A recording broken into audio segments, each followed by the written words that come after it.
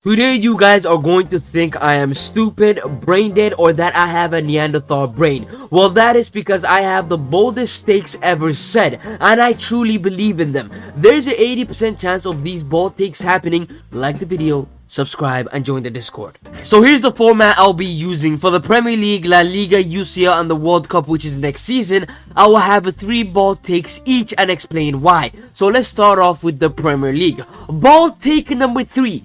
Manchester United will finish in the top 4 or the top 5. Basically, they'll get UCL. Yes, I am not high. And no, I am not being held hostage by a United fan. I genuinely believe that United will be 100 times better than last season. Matter of fact, 1,000,000 times better than last season. A front line of Cunha, Buemo, and Sesko is solid. They have the midfield. Their defense isn't great, but it's not also the worst. A full season under Ruben Amorim and just 1 game a week, I truly believe next season they will cook. Y'all are sleeping on Højlund season 3. I really believe that Ruben Amorim is gonna change things at Manchester United. Ball take number 2. Manchester City will be trash, they won't be in a title race, and they will be in a top 4 race with Manchester United and Chelsea. Let me explain before City fans have a meltdown. Yes, they have the attack, and yes, they have the midfield creatively, but defensively, I don't trust them. I don't trust them to defend a Blockbuster store because nobody uses DVDs. Ederson has lost the ability to goalkeep since the UCL final. Their defense isn't just bad, it's ass. John Stones is injury prone. He can spit on that guy and he'll be out for 9 months, and he's one of their best defenders. Diaz is one of the most overrated players in history. Ake is injury prone. Carvajal, he's good. Aitano is an attacking merchant. Rico Lewis, he's a ragdoll. What else can we say? They have all the attack in the world with Turkey, Reinders, Haaland, Foden, Bernardo Silva, Savinho, oh, they have the attack. But the defense, they don't have the defense. That's what's gonna cost them. And also, I have contacts telling me that this will be Pep Guardiola's last season. So you heard the news here first, alright? Ball take number 1 for the Premier League. Victor Gyökeres will not score more than 20 Premier League goals this season. I know this take is so bold that it barely feels real. But hear me out, guys, okay? I know this sounds fake. I know that this sounds crazy. But hear me out, alright? I can't even believe this is coming out of my mouth. The way Arteta sets up his team, it doesn't favor a traditional number 9 who feasts on goals. It's been like this for a while. The last player that scored more than 20 Premier League goals for us has been Pierre-Emerick Aubameyang. That was the season Arteta came in halfway through. He didn't even have time to implement his system.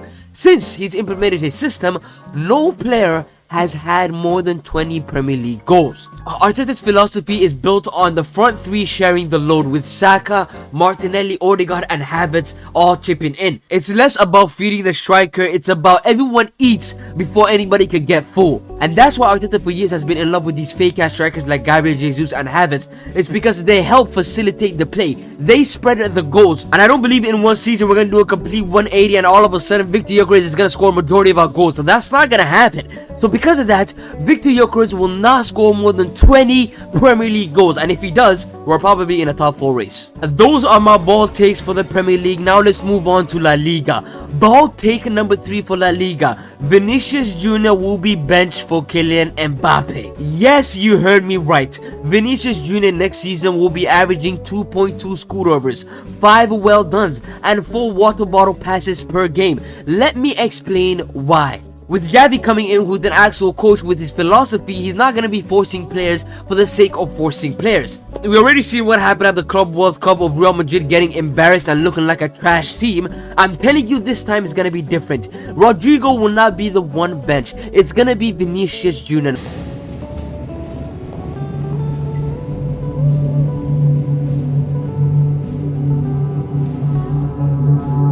Now let me explain why. Xavi is gonna come in and he's gonna look at Kylian Mbappe. He's gonna say to himself, Kylian Mbappe, we all know you're not a striker. He's gonna look at Vinicius Jr. and Kylian Mbappe and he's gonna decide on who the better left winger is. Who is gonna provide the more output. And because of that, he's gonna come to a conclusion of Kylian Mbappe because Kylian Mbappe on the left hand side is a really good player over Vinicius Jr. So Vini will either hold bench for Kylian Mbappe or forced to be a striker, which is not happening. Boss, what about coming in? Not ready. Boss, what about now? Soon. One more. You ready? Come on. Okay. Great game, boys. Great game. So there comes with my conclusion that Vinicius Jr. will be on the bench. Bald take number 2. Rashford will have a better season than Rafinha. We can all agree that Rafinha had a legacy season last year where this guy scored clutch goals and he was playing out of his mind. The man last season was possessed. We can all agree that his level will come down a bit. He's gonna come back down to earth. There's no way he's gonna have the same numbers as he had last season. That's not happening. So with Rashford coming in, he's gonna have competition. And with Rashford coming in with a point to prove after being kicked out of United, he will go all out. Barcelona gave him a chance and he'll make the most of it. By January, I guarantee you, Barca fans will be debating who should start, Rafinha or Rashford. By March, most Barca fans will come up with the conclusion that Rashford should start over Rafinha. And you guys might think that this is a crazy take, but this is not really a crazy take. Rashford in this system is gonna cook. Rashford with pace is gonna cook. Rashford in the counter attack, he's going to cook. Barcelona suits Rashford and Rashford suits Barcelona. Alright, let's move on to the last ball take of La Liga. Ball take number 1. Diego Simeone will get sacked. What? Bro, what are you talking about, man?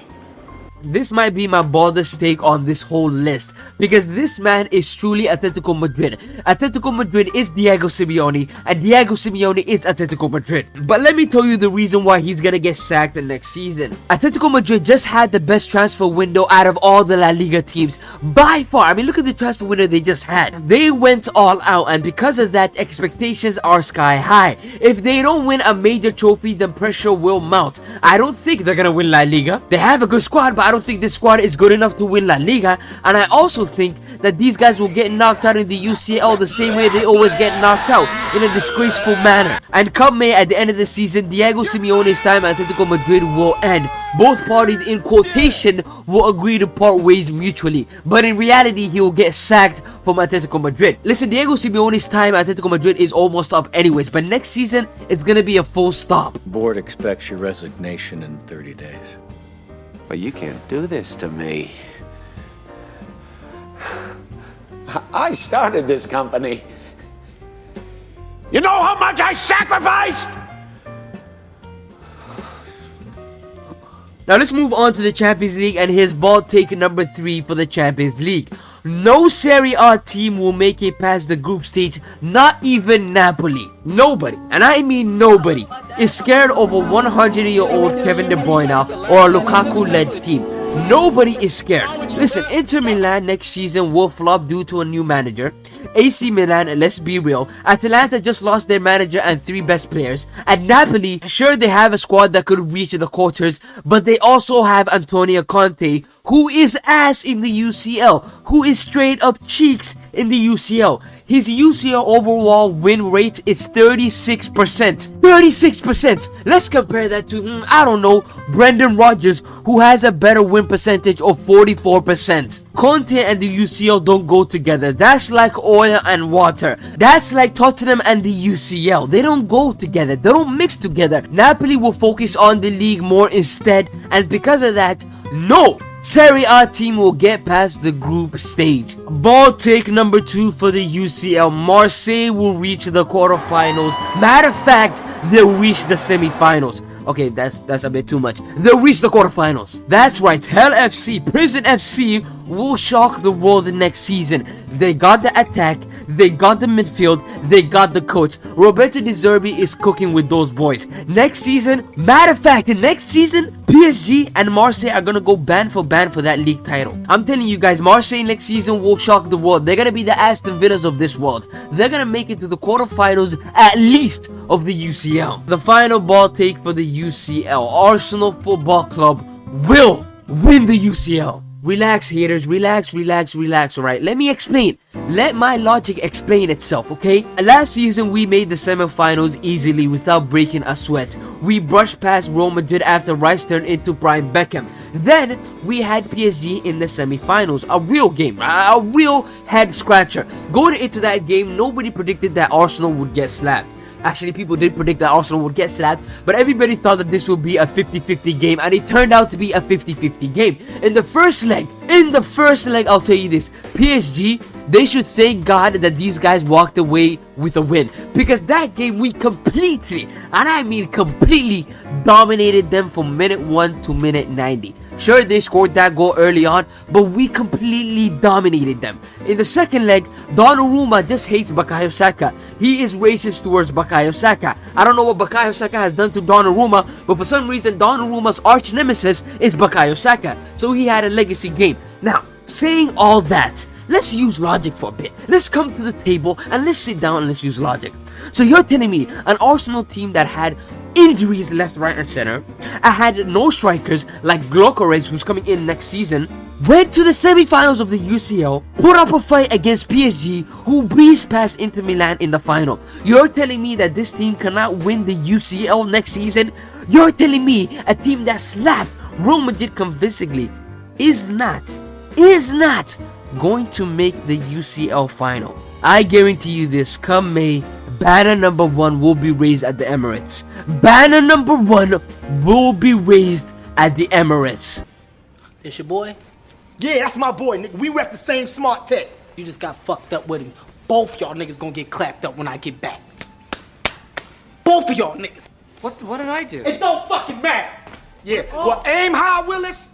Aim high. Now let's move on to our last category, the World Cup, and here are my 3 bold takes.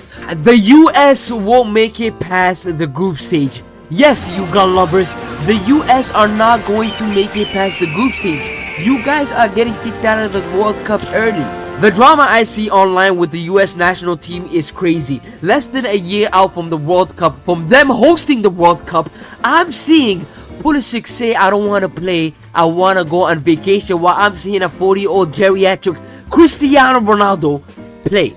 I'm also seeing Matt Turner be their first choice goalkeeper. I'm also seeing this poor guy being forced to play at this age. The defense is bad, the midfield is okay, the attack outside of Pulisic is ass. I don't know who the hell this guy is, but this guy has to be the worst footballer I've ever watched with my own 2 eyes. I'm dead serious, bro. This guy is the worst footballer I've ever seen. He plays like he's stuck on mud. Mauricio Pochettino needs to get on his knees and beg to God for a miracle, because I guarantee you, if he goes into this World Cup with this squad right now, these guys are not making it past the group stage unless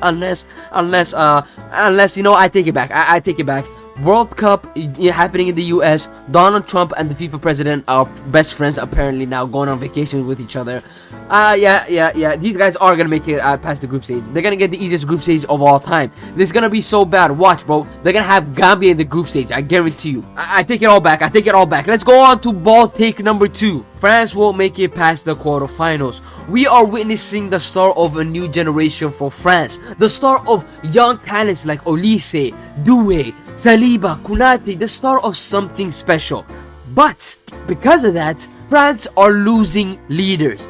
Griezmann, Lloris, Pogba, Kante, Giroud, guys who have been through the dark ages for France, guys who know what the badge is about, who fought for the badge, who knows what the painful of winning is and the painful of losing is, guys that have experience. This new generation of France is good, don't get me wrong. Olise is a really good talent. Doué is a really good talent. They have everything to win the World Cup except experience and leadership. Kylian Mbappe, he has the experience, but is he a leader? Hell no. Hell no. They will get far on talent, but the inexperience and the lack of leadership will cost them. Also, I know you guys are going to say Paul Pogba, but let's be honest. The chances of Paul Pogba making the World Cup squad is very slim right now. And we're less than a year away. My final ball take for the World Cup before I end this video. This one is gonna be a huge ball take. This ball take is gonna make some of you guys crash out. This one is gonna make some of you guys pray that this doesn't happen. And this ball take is that Portugal or England will win the World Cup. Yeah, I said it. You are probably rolling your eyes thinking, no way. God forbid you're probably saying that under your breath. But it might happen. I know 80% of the world would rather lose a limb than see UK fans have a parade on winning the World Cup or Ronaldo fans rewriting history in real time. But it's happening. It's coming. You can't hide, ladies and gentlemen. It's happening. A 41-year-old Cristiano Ronaldo is gonna win the Ballon d'Or. England is stacked. Bellingham, Rice, Saka, Kane. They have a squad. They have a really good squad. And with Kelly Band being their manager, they can terrorist it out. they could easily tear us out. And the football we're gonna be witnessing England play next year is gonna be horrid. It's gonna be eye scratching. It's gonna be eye bleeding. It's gonna be one of the worst football to ever be played on planet Earth. As for Portugal, they are loaded. This is generational Portugal. João Neves, Fatinha, Leao, Nuno Mendes, Costa. They literally have all the talent in the world to win the World Cup. If they can take this tournament seriously, and if they sack that bald fraud before the tournament starts, these guys might actually be favorites to win the World Cup. This squad is the most balanced Portugal has had in decades. Portugal have finally moved on from pass the ball to Ronaldo and pray to, oh my god, we have a squad that can win the World Cup. So both teams have a real chance of winning the World Cup. They're gonna be knocking on the door, and soon one of them will kick it down. And if one of them wins the World Cup, I want you to come back to this video come next year this time, and I want you to tell me, oh my god, King, you are the greatest person to ever predict what's gonna happen. Thank you, King. Anyways, that's all I got. Please like the video, subscribe, and also join the Discord. Goodbye.